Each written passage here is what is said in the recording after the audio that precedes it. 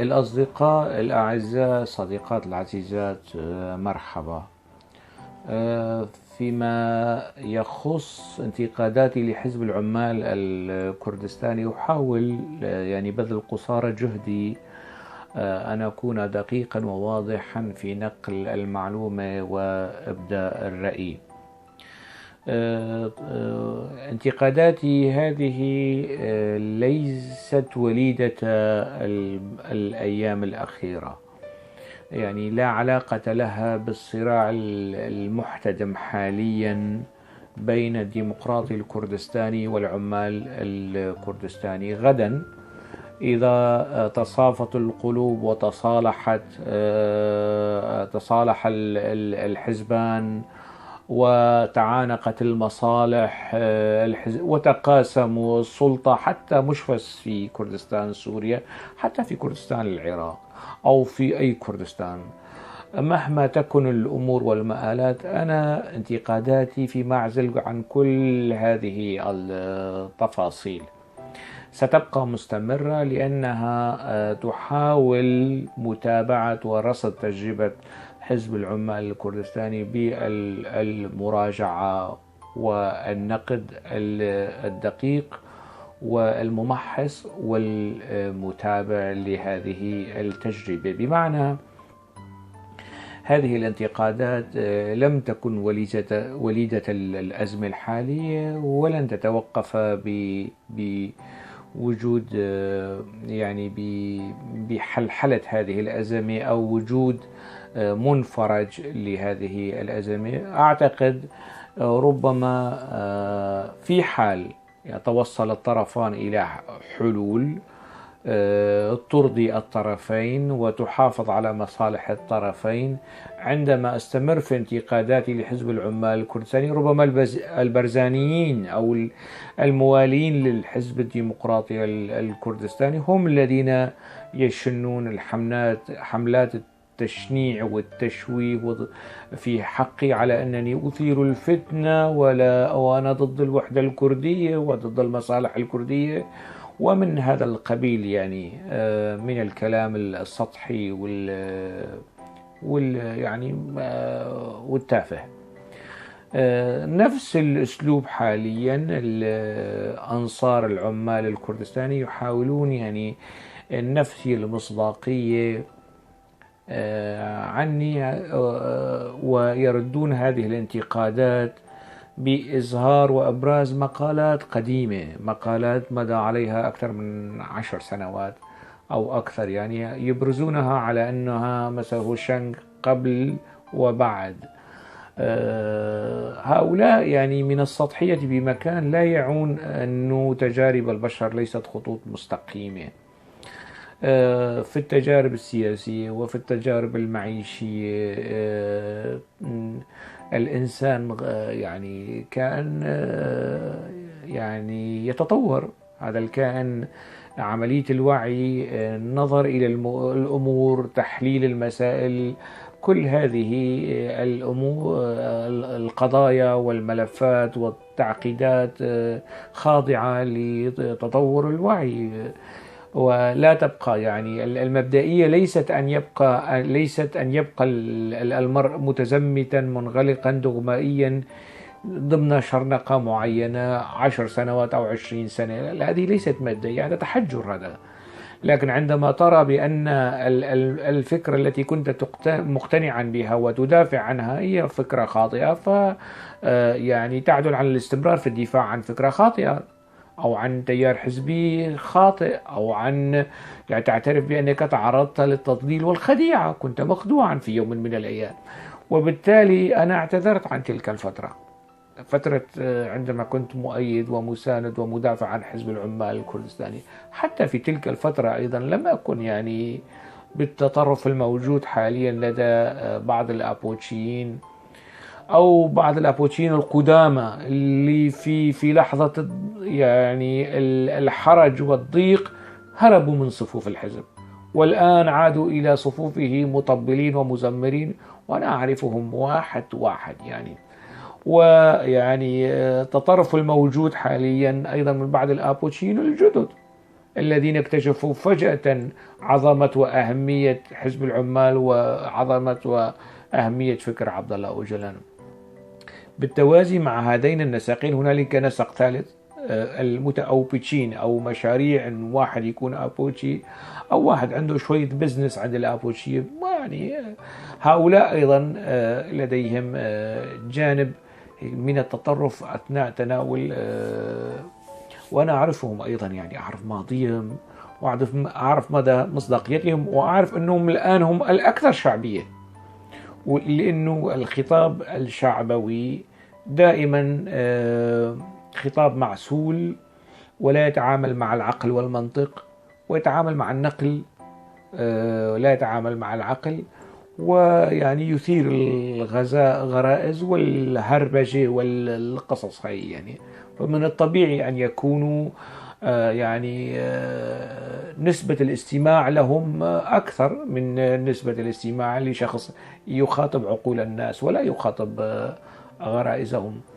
عموما يعني هؤلاء الذين يلجؤون إلى مقالاتي القديمة، تعالوا لعندي، أنا بإمكاني أن أخدمكم أكثر، يعني أن أزودكم بمقالات يعني سطحية وبائسة أكثر من اللي أنتم بتلجؤوا لها. وأنا أيضا مثلكم عندما أنظر إلى مقالاتي البائسة القديمة، يعني كيف كتبت هذه يعني بهذا المستوى من البؤس يعني في تلك الفترة، يعني واعتذرت عن تلك الحقبة من تجربتي. إجمالا هؤلاء الناس يعني ينبغي أن ينظروا إلى زعيمهم. أنا شخص عندما تتغير قناعتي، تتغير أفكاري، مواقفي، أنا شخص لا أؤثر يعني في حركة مجتمع وبحركة التاريخ بقدر ما يؤسسه زعيم وحزب أسس حزبه على فكرة استقلال كردستان، والآن يناهض الدولة القومية يعني بالضد. فإذا كان هوشانغ أوسي عرضة للعودة إلى مقالاته القديمة، الأجدى أن تعودوا إلى ماضي أوجلان وإلى ماضي الحزب وتحولات الحزب وأنهار الدماء التي أريقت في سبيل الأهداف القديمة، وأنهار الدماء التي أريقت في سبيل الأهداف الجديدة اللي هي بالضد من الأهداف القديمة. نهرين من الدماء الكردية أريقت في سبيل أهداف. أنا يعني انتقاداتي لم تصب إنسان بخدش يعني، ولم أتسبب في إراقة دماء الشباب وبنات الكرد، وهذا من جهة أخرى يعني هؤلاء ربما يعني لديهم عطالة فيما يتعلق بالوعي يعني النظر إلى تجارب الناس. يعني جان بول سارتر في يوم من الأيام كان ستاليني ومتطرف، والذين ينتقدونه وينتقدون ستالين قال عنهم أولئك هم الجحيم. هذا كلام مفكر وجودي من وزن جان بول سارتر، وهو من هو يعني في الحياة الفكرية والثقافية الفرنسية والأوروبية والدولية.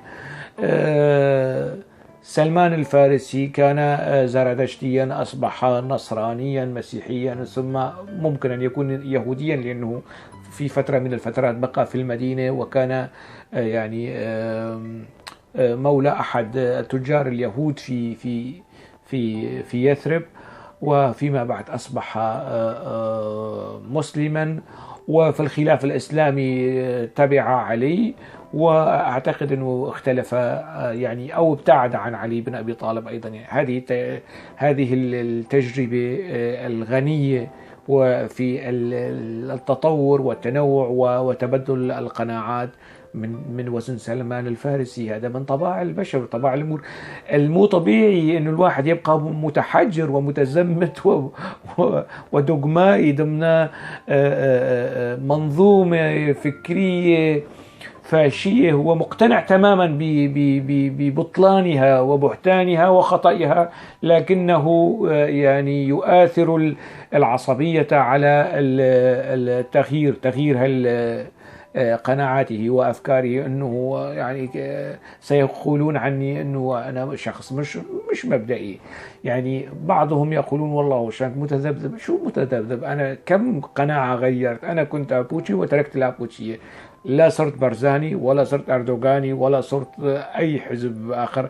يعني ما هي محطة واحدة. يعني كم من هل عدت إلى الأبوتشية مرة أخرى مثل ما فعل الكثير من الفارين من صفوف حزب العمال الكردستاني ومن سجون حزب العمال الكردستاني وملفاتهم سوداء داخل هذا الحزب؟ هل عدت إلى أحضان هذا الحزب؟ هل قدمت طلب لجوئي إلى السلطات الأوروبية على أنني منشق من هذا الحزب أو أنني ملاحق أو مضطهد من حزب العمال الكردستاني، ولكن في أوروبا بعد الحصول على الإقامة أو الجنسية عدت إلى مديح حزب العمال الكردستاني دون أن أقدم اعتذار لهذا الحزب؟ يعني هذا الحزب اللي أنا خنته في يوم من الأيام. يعني هذا ما فعله الكثيرون من العناصر القديمة لحزب العمال الكردستاني. أنا لم أتعامل مع الموضوع بهذه الطريقة. يعني بعض السذج يعني يقولون أنه هذا التغيير والتحول هو الدولار.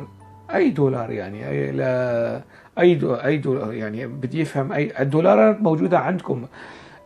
شراء الذمم على مستوى الأحزاب، على مستوى الشخصيات، على مستوى يعني في المناطق الكردية السورية يمتهنها حزب العمال الكردستاني. الآن لو كنت عبدا للدولار لا يعني خضعت لترغيب الحزب والمناصب التي عرضها علي والرواتب التي عرضها علي، وكنت مثل حليم يوسف وأحمد حسيني نواف خليل بنيات وكل اللي حاليا عندهم منظمات وعندهم مؤسسات من خارج دائرة حزب العمال الكردستاني وقدموا أوراق اعتمادهم لدى هذا الحزب ويتلقون دولارات.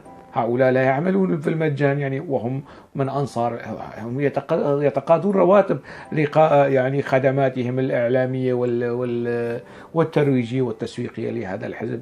فلو كنت من أنصار الدولار لكنت معكم، مش يعني كنت ولوجدتموني في مكان آخر، في مكان لو وجدتموني أعمل في قناة تلفزة تركية أو في قناة تلفزة برزانية أو قناة تلفزة يعني، وحتى لو عملت في تلك القنوات فهذا مش عيب. يعني هذا مش عيب، لكن أنا لم أفعل هذا حتى الآن، حتى هذه اللحظة فلم أفعل هذا. إذا هذا الكلام عن الحديث عن الدولار وبيع الذمم كلام رخيص وسخيف ومستواه من مستوى قائله. يعني فيما يتعلق في موضوع الضحايا، وأنا سبق ذكرت في فيديوهات باللغة الكردية عن الملف المفقودين داخل حزب العمال الكردستاني. هنالك آلاف المفقودين داخل الحزب، لا يفصح الحزب عن مصيرهم لأهلهم. قسم أفصح وأعلنهم شهداء لأنه الحزب قتلهم، قام بتصفيتهم. قسم آخر ما زالوا يعني طي سرية، يعني لا يعلن الحزب عن تصفيتهم أو تصفيتهم جسديا. ملف المفقودين داخل حزب العمال الكردستاني ملف شائك. ما أحب أن أثيره هنا يعني أنه زعيم حزب العمال الكردستاني في 2008 أعلن ليس للكرد، أعلن لزكريا أوز. زكريا أوز هو قاضي التحقيق في قضية أرغناكون. منكم من يعلم أنه ما هي قضية أرغناكون؟ هي المنظمة السرية، منظمة الدولة العميقة التي يعني تتبعها شبكات سرية مارست عمليات تصفية قذرة، منها تنظيم جيتم الإرهابي، الاستخبارات الجندرمة اللي كان يرأسها ولي كوتشك، الجنرال ولي كوتشك. وللمعلومة عندما اعتقل أوجلان ذهب وفد للقاء أوجلان في السجن، وكان من ضمن هذا الوفد ولي كوتشك الذي حُكم فيما بعد على أنه رئيس تنظيم جيتم. ولي كوتشك كان موفد هيئة الأركان التركية إلى عبد الله أوجلان على أساس التفاوض معه، وهي معلومة يعني، وممكن لمن يعني يود يمكن التثبت منها، يعني من هو ولي كوتشك أو فيلي كوتشك كما يلفظ بالتركي. يعني أوجلان في تصريحاته في 2008، وسبق وذكرت هذا الموضوع، وربما أنشر رابط الفيديو أو رابط التصريح المتعلق بتصفية 14 ألف شخص داخل حزب العمال الكردستاني. هذا لغاية 2008 ما يعلمه أوجلان. وأوجلان كان يريد أن يقول لي زكريا أوز عن هذه التفاصيل، أنه يريد أن يدلي بشهادته فيما يتعلق بقضية أرجناكون أو تنظيم الدولة العميقة أو الدولة السرية أو أحد أذرع الدولة السرية وقت ذاك. ضمن تلك التحقيقات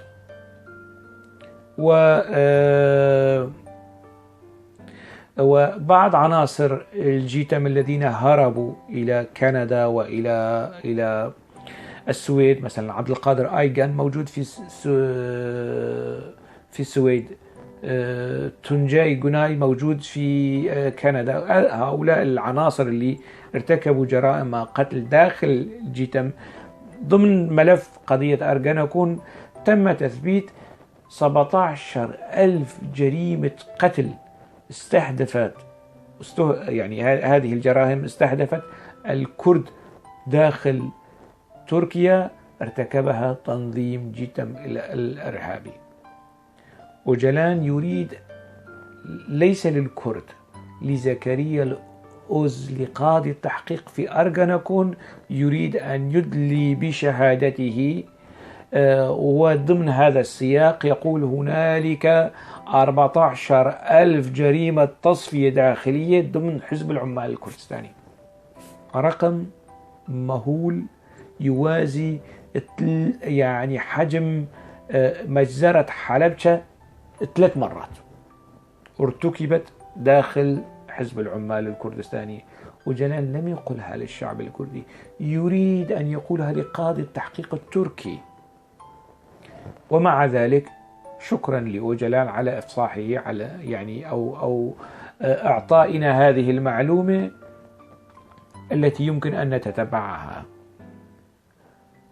وأنصار الحزب لا يمكن، وقيادة الحزب لا يمكن أن ينفوا ذلك. يعني بلسان أوجلان هنالك 14,000 جريمة تصفية داخلية من بداية تأسيس حزب العمال الكردستاني 1978 ولغاية تاريخ التصريح 2008، ولا يحضرني الآن اليوم والشهر، لكن بإمكاني نشر الرابط، سأعود إلى الرابط.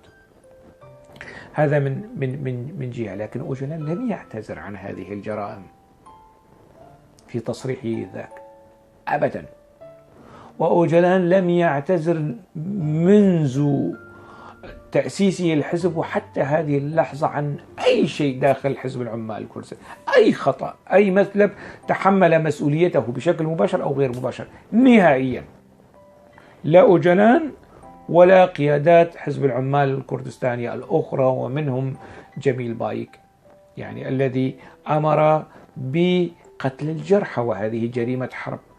في فيديو سابق أيضا يعني ذكرت أنه أوجلان يعترف بوجود مجرمين حرب داخل حزبه، هذا يعني جرائم حرب داخل حزبه، يعني مجرمين حرب، ويعيد إعادة تأهيل هؤلاء المجرمين على أنه يمكن الاستفادة منهم.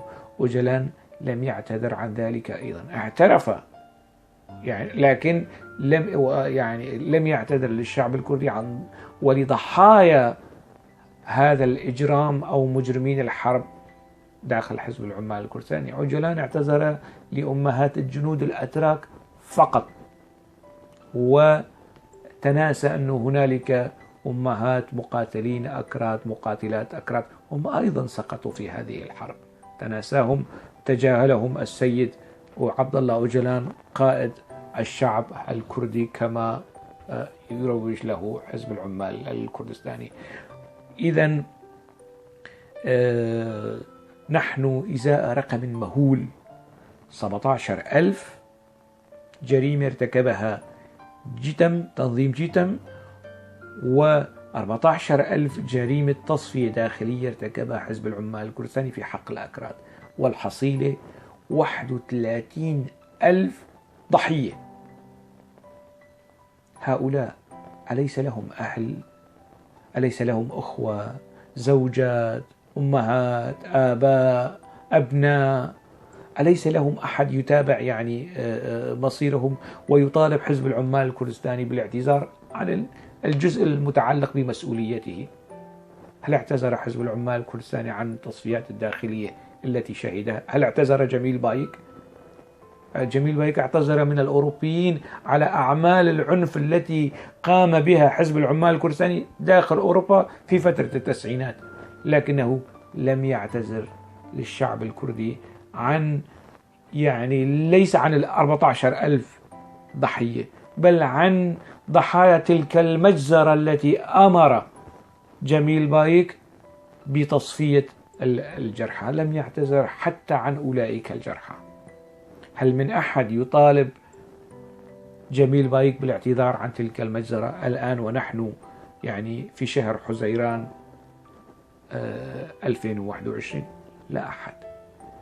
يعني ألا يعني هذه الأرقام لأنصار حزب العمال الكردستاني وإعلامييه شيئا؟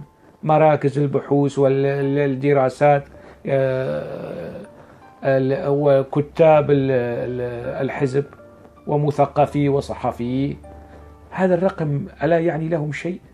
14,000 جريمة تصفية داخلية لغاية 2008، و17,000 جريمة تصفية وقتل قيدت ضد مجهول ارتكبها تنظيم جيتم، والحصيلة 31,000 ضحية.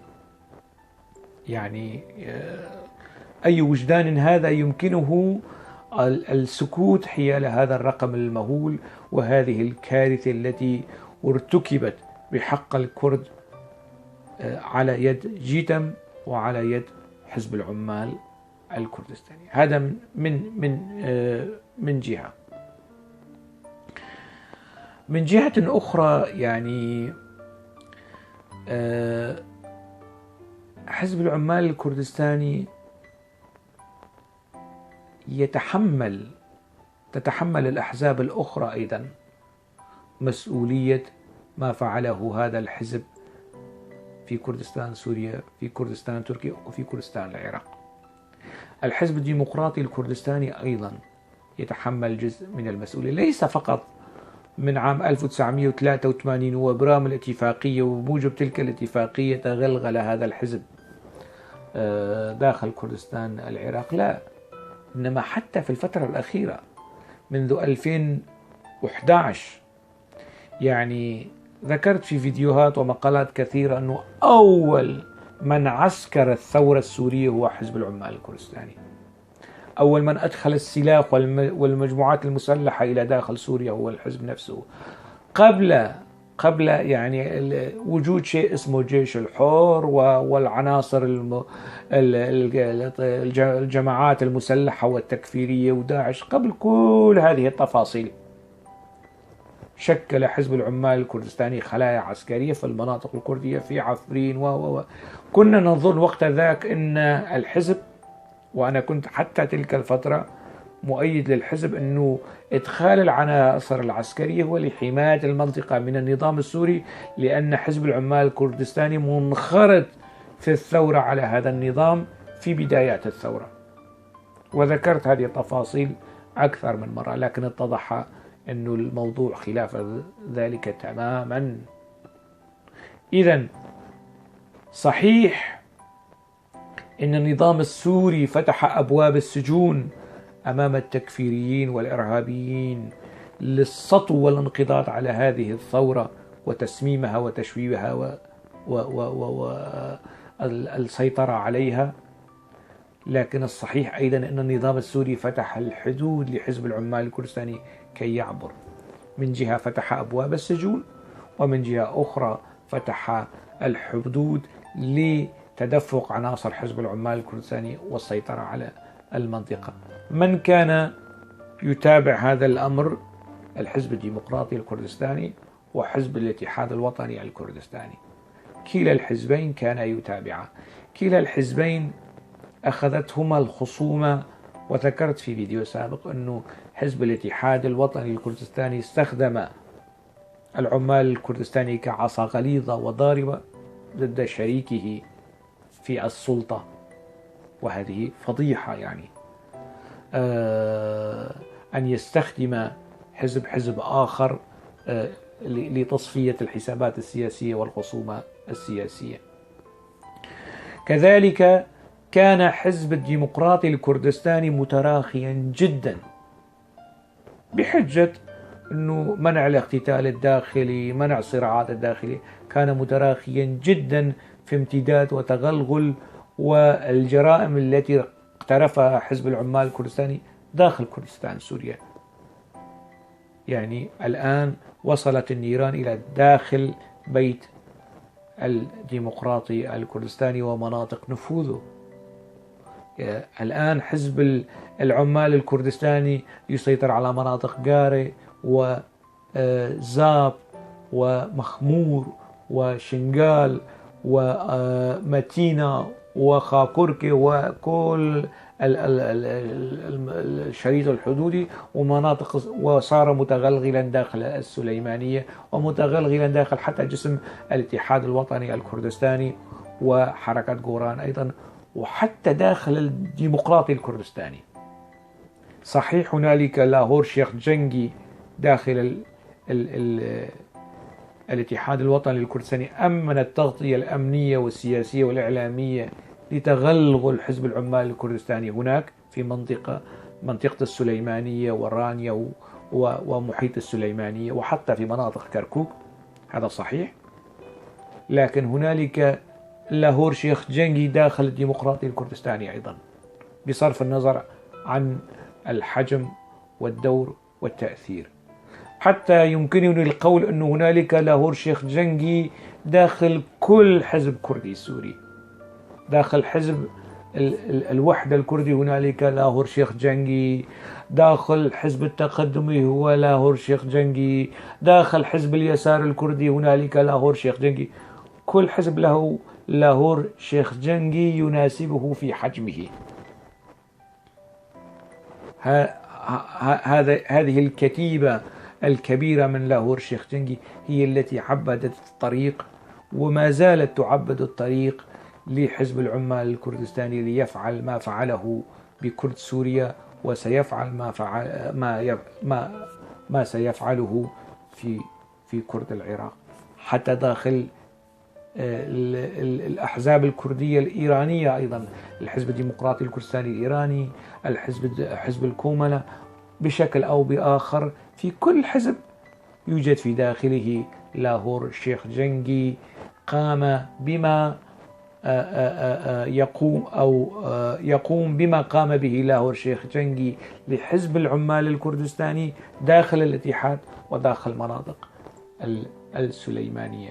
إذن كل حزب ينبغي أن يبحث عن لاهور شيخ جنجي الخاص به داخل المؤسسات الإعلامية، داخل المؤسسات الأمنية، داخل المؤسسات العسكرية، داخل المؤسسات الاقتصادية والسياسية. هنالك كم هائل من لاهور شيخ جنجي متفشي. هؤلاء هم الذين يعبدون طريق حزب العمال الكردستاني ومتورطون ومساهمون في دفع المشهد نحو المزيد من الكوارث التي يرتكبها وسيرتكبها حزب العمال الكردستاني لاحقا. أحيانا أسهب في الحديث والإطالة، أرجو الاعتذار. أنا لست يعني يوتيوبر، أنا أقول ما يمليه عليه قناعتي وضميري ضمن الحيز الممكن يعني وفي بكل تأكيد هنالك بعض الهفوات والأخطاء، منها الإطالة وربما تكرار بعض الأفكار. أكتفي بهذا القدر. ألقاكم في موضوع آخر. دمتم بخير.